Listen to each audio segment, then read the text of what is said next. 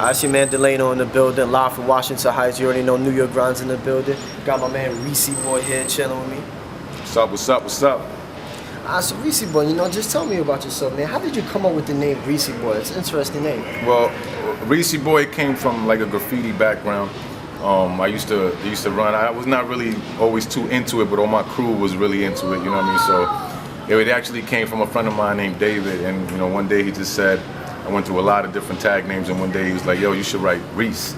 And it just stuck. It was probably like the next day right after I probably quit doing graffiti, but the name stuck. So, and it went from Reesee to REESEEBOI as soon as I became an artist. Are you still passionate about being an artist in terms of drawing? No, not at all. I can't say like, I could honestly say that was just a phase, you know, because everybody else was doing it at the time. The only thing that came out of that from that was like, you know, things I've learned from the street and stuff like that that came from that and friendships and the name really. But I was never really like into art like I am into music, you know.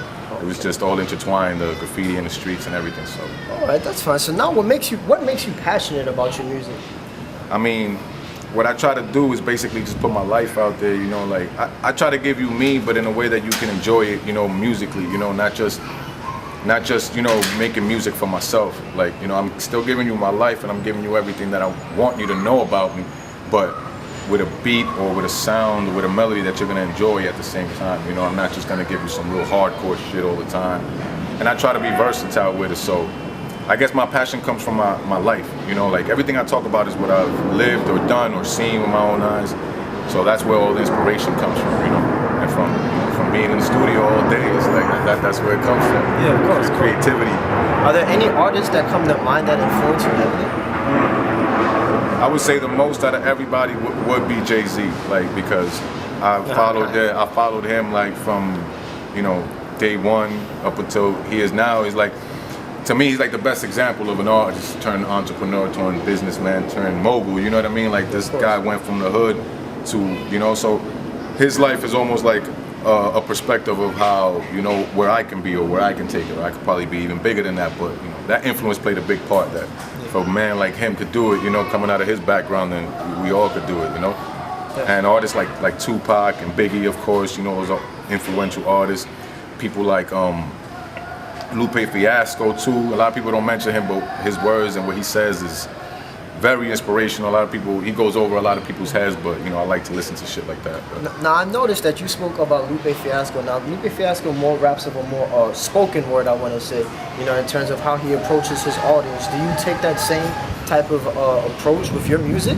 No, I can't say I do. Like I'm influenced by his music. Like, you know, to say I like his music, you know, and I like the message he tries to send, but I can't say I'm the same type of rapper. Like, if you put Lupe and you put me there, it's two total. You probably wouldn't even think I like Lupe, you know, but the influence is still there. I just try to like still be me and give you me. Like, you know, when you listen to REESEEBOI, you're not listening to anybody else but me, you know. You know, people are always gonna compare you, but at the end of the day, you know, you can't really say, yo, this guy got a style from this dude, you know? Yeah, of course. So, but Lupe, you know, his message is really what I like the most. I try to stay away from rapping like he does because people tend not to give you that, you know, that attention. And that was his issue, you know, when he was on that, you know. People tend to gravitate towards unimportant music and stuff that's not really saying shit, you know. But, you know, I try to give you a little bit I try to say something with my songs, but not make it too spoken word to the point where it's going over everybody's head. You know, I try to get everybody to want to listen to me and understand what I'm saying at the same time. So what type of music does REESEEBOI produce? Is it a more calm, laid-back vibe? Well, I can't, see, this is where I try to be like as versatile as possible, because I don't point a finger on the type of music that I do. Like, if you listen, the Rolling Kings mixtape was like my way of showing you that I could do it in every type of way. You know, I can give you that club banger. I can give you, you know, the song for the girls, you know, like the nice song for the girls, and I can give you the ratchet song for the bitches, you know, for the strippers. I could give you that fast spitting song. I'll give you that real, you know, song where I'm showcasing my metaphors, showcasing my bars. And I'll give you that song where it's really me, you know, it's thoughts of my life and just putting that on the track, you know. All of that is in the Rolling Kings mixtape, like from beginning to end. So just to show people that I'm not one type of rapper, you know what I mean? Second mixtape was a little different, but the first one I try to get that out the way. So if you listen to me, if you listen to my mixtape, you're listening to me because you like what you hear from me.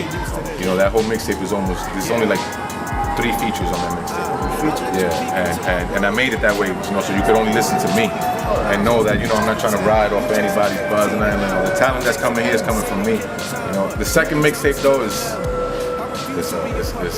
a lineup, crazy lineup. Now, what do you have cooking for your second mixtape? I mean, the second mixtape is gonna be. This is exclusive, by the way. Since we're here, I'm gonna drop the name. The name of the next mixtape is gonna be "Fit for a King," and that mixtape, that shit got my nigga GTO, of course, fucking with me. It's gonna have Autobahn. It's gonna have Raina on it. It's gonna have Tess. It's gonna have Arenaldo. It's gonna have Ace. I mean, I could keep on. Dub Work. You got, who else am I missing? Probably missing a few, but I mean the list is all the nicest artists that you can think of from Washington Heights. It's like a collective, you know. It's gonna be like 16 tracks on there. I also got my man X produced the beat on there, and it's gonna be crazy. It's got a lot of features on there, so it's gonna be a dope track. Ruby Rosa is also on there. It's a lot of people. Definitely. Any final words or shout outs to anyone? Well, I want to shout out my team, of course, the Rolling Kings, and Song Music on the beat, my nigga GTO, and you already know, I mean, we here. The mixtape is gonna come out in July. It's gonna be called Fit for a King, and go get that. The Rolling Kings mixtape is already out. That Piff and Audio Mac, go get that, and you